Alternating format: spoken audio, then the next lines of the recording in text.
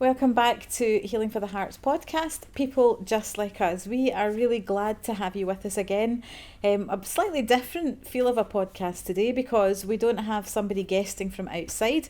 We've actually got Jodie and I here today. So if you've been around Healing for the Heart at all, then you'll know that Jodie and I are both staff here. Jodie's our clinical director here at Healing for the Heart and oversees all things counselling. Amongst other things, oversees all things counselling, I have to say. And we've been having conversations over the last while and looking at stuff that we've been seeing on the media that's all been highlighting issues round about hormones. And so we have been talking about that as a staff team. We've been talking about it together, just the two of us. And so we thought that it might be interesting to run a podcast where we just had a bit of a conversation about it. Now, this podcast is People Just Like Us, and really that's where we're at with this. We're not experts in any of this, but we thought it might be helpful for us just to kind of have a bit of a chat round about what we are feeling ourselves and our own experience, but also what we're seeing anecdotally round about our clients who come into the service, what we're talking about with our staff, and hopefully if any of you are watching who are kind of noodling a bit over this, then it might give you food for thought or might spark you off to go in a direction in terms of having a look at stuff. We want to preface this by saying that we recognise that hormonal issues are not just about women's issues, they're not just for women. So guys have hormonal stuff going on as well. We are going to talk primarily about women's stuff today because in actual fact that's what we know, because clearly we're women. But if you're a guy out there and you want to come and have that conversation about men and hormones, then we would love to have you come and sit on the chair here and have a chat with us about it. If you're somebody watching or listening to this who's actually done some research in that and wants to come and chat with us, then we'd really like to hear from you too. As always, the podcast is about people just like us, and so if you are watching this and don't have something to share about hormones but actually thinking, I do have something that I want to talk about in terms of mental health and well-being, then please do get in touch with us because there's always space in the room here for somebody else to come. We love to have folks from outside the organisation come and share their own thoughts, their own passions, and give us their take and their angle on all things mental health and well-being. So that's where we're coming from today. So Jodie and I are here. We're not really sure where this conversation is going to go.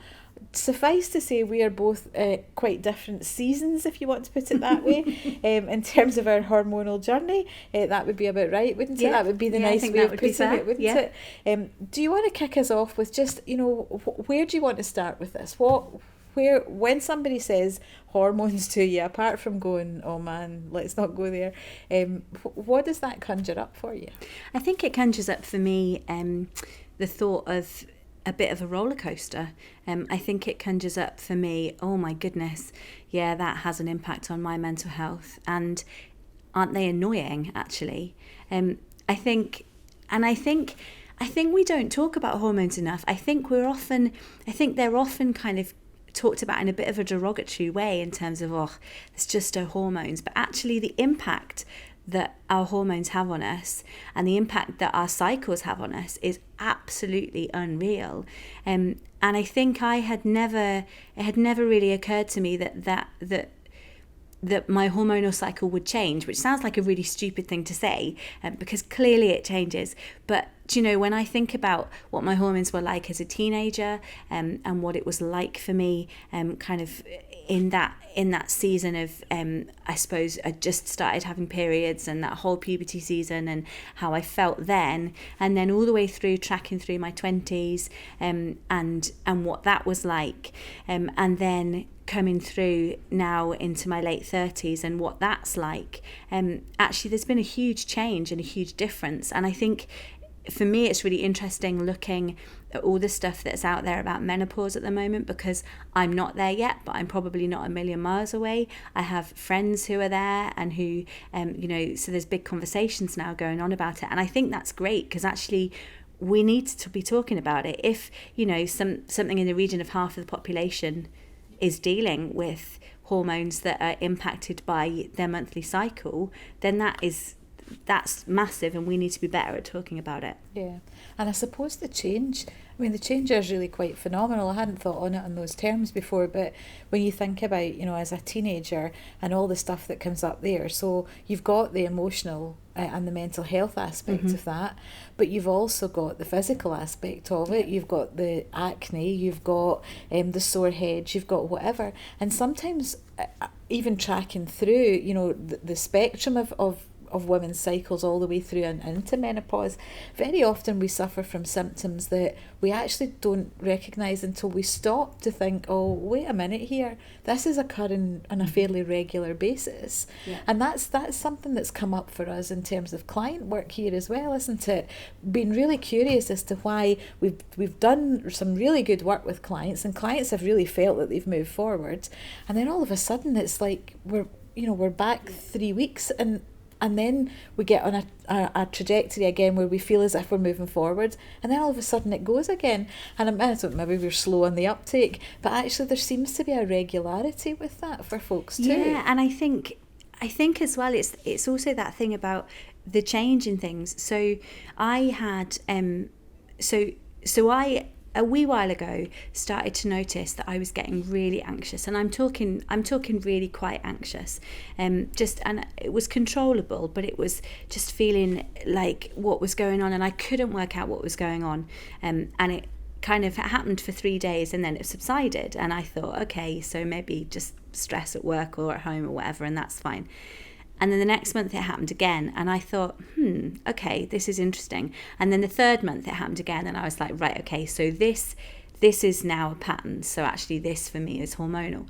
But that was out of the blue, so that was just a change. So I think we see that in clients. You've done a whole pile of work over some months with a client potentially, and things have seemed fine, and then suddenly it's like they've gone back however many months, and they're confused and you're confused, and actually perhaps again it's that thing of, oh, this is an actual sudden hormone shift rather than just the monthly stuff. It's the fact that as you get older, the way that your hormones impact you changes, and perhaps it's that, and so I try and be quite aware of it now, and I try and kind of bring that into the room of, okay, so where are you in your cycle, or actually could this be hormonal? Have you thought about that? What impact might this be having on you? Yeah. And there seems to be a dearth of information out there, doesn't there? So we, certainly my own experience, personal experience, would be that if some of this stuff starts to happen and you go to see your GP, my experience has been that my GP wants to prescribe antidepressants for me. And I know that that's still a thing, because somebody was telling me that just the other day, that they had felt like they were all over the place, and so they went to see their doctor and they were offered antidepressants. And that's confusing for people, because actually if what we're seeing is right, and what we're saying our experience is, if that's wider than just our experience, then in actual fact there's some education that needs to come in there, because maybe it's not to do with our mental health, maybe it's actually to do with our hormones that are driving that. Yep. Yeah, and about and I think it's about choice as well. So I think it can be difficult, so I think preface this by saying I think GPs do a phenomenal job in a really, really difficult area, but I think, I have no interest in going on any kind of medication like that, and actually so I choose to manage things differently, and that's very successful for me right now, but I think we need to be talking about the fact that actually there is a choice. You actually don't have to go on something. There are other things that you can do, and whether that's managing it, or whether that's I'm using an essential oil, which is amazing, and I probably would have been a bit skeptical about that beforehand, but the change is incredible.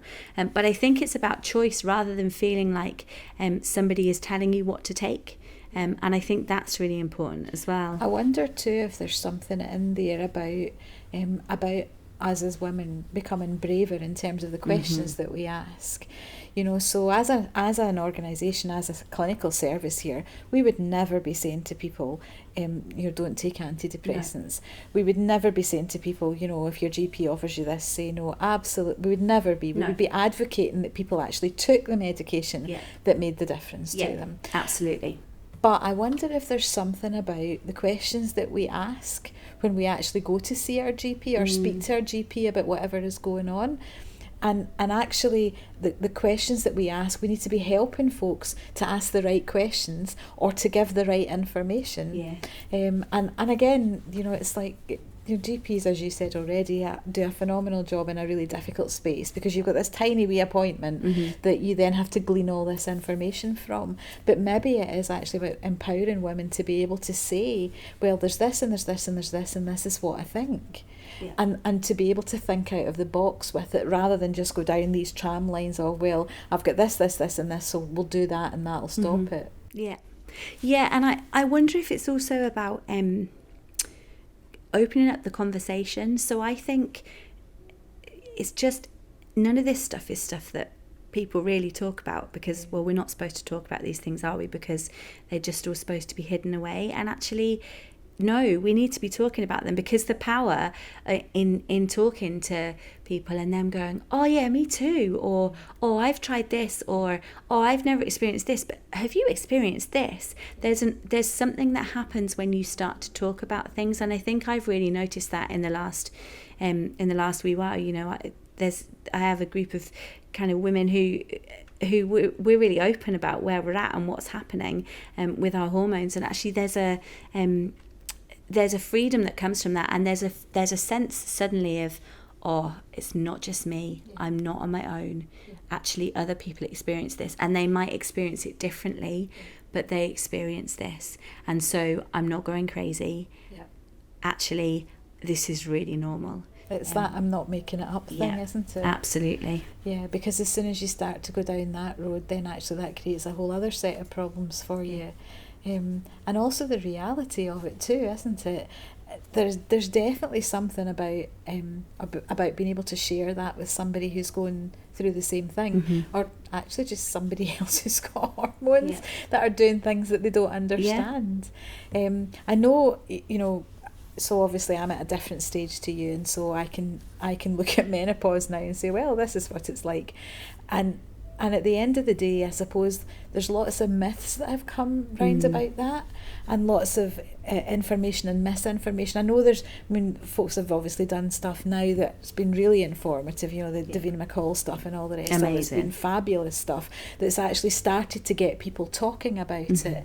But actually it was something that was hushed up for such a long time.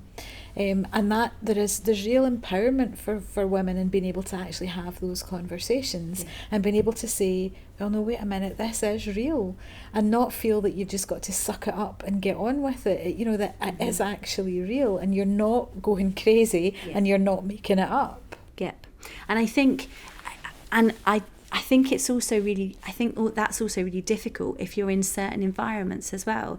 So I know that here I can come in, and actually if I'm feeling anxious or whatever, then it's fine and totally safe to have that conversation, and it's a safe place where actually you're not going to say, well, you're not fit to be at work, on you go, or I'm not going to lose my job, or any of those things. And I do think there is still that fear in certain places where actually you can't talk about that, because if you talk about that, then you're going to be judged, and people are going to think maybe you know, you can't do your job properly, or whatever. And so I think that makes it even more important to be talking about it with people, because then you're able to know, okay, this isn't just me. This might be, I might have a crummy place that I'm working where I can't talk about this, but actually I know that I have other people around who do understand this. Yeah, because there's been some crazy stuff in the media about women who have resigned from jobs because they just could no longer function in the way they were expected to function, and actually it was all menopausal stuff that was coming up. I remember somebody saying to me years ago, when I had, so I still have symptoms, but they're not nearly as bad as they were, a couple of years ago, and I remember somebody saying to me, you actually have to think about changing your work practices because that's what's going to help this. And so therefore, if you haven't slept all night because your hormones have kept you awake all night, you need to find a way of rebalancing that in some way, shape or form. And that's a really difficult thing to do if you're trying to hold down a full-time job, particularly if you've got an employer that doesn't understand that. Or actually if you're in a job where actually the functioning of the job requires you turning up at a particular time. So for us in here, if you've got a client coming in at 10 o'clock and you haven't slept all night, it's difficult to say, well, I'm really sorry, but can you just turn up at 4 o'clock because I can't get in for 10 this morning. So the nature of the job actually starts to put pressure on you as well. Yeah, absolutely. Yeah. So we're thinking obviously about what this conversation looks like moving forward. And so we are going to stick our toe in the water and we're going to take a bit of a punt on looking at menopause but the whole menopause thing, really we want to think about that broadly in terms of women and hormones, because actually even if you're not anywhere near menopause, you're going to get there eventually. That's the sad news for today. You really are, because we haven't discovered how to stay 20 anymore, forever anymore. So we're going to take a bit of a punt in this. So after the summertime, kind of into August time, we're going to think about launching our own menopause cafe to see what that looks like. But I think we want to make that broader than just menopause, don't we? Yeah, I think so, because, like we say, I'm going to get there. Do you know? If you're a 20-year-old woman, you're going to get there. And actually, it is the demystification of it.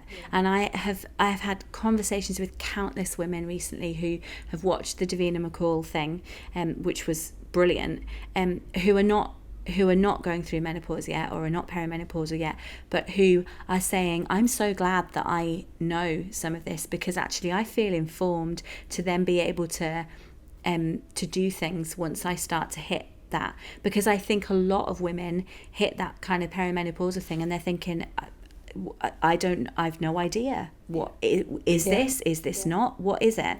And actually, because of the amount of information there is now about it, I think we're all starting to realise, okay, so what does it look like? So actually, we need to be having the conversation much wider than just menopausal, women who are menopausal. Like the gold that I glean from conversations with menopausal women is huge, because it's helpful for me, but it's that sharing thing that's so important. But things have moved on though. So certainly, when I was in my 30s, I would have thought of menopause as, in your early 50s when you're not having periods anymore. And that's actually the thing you need to be worried about.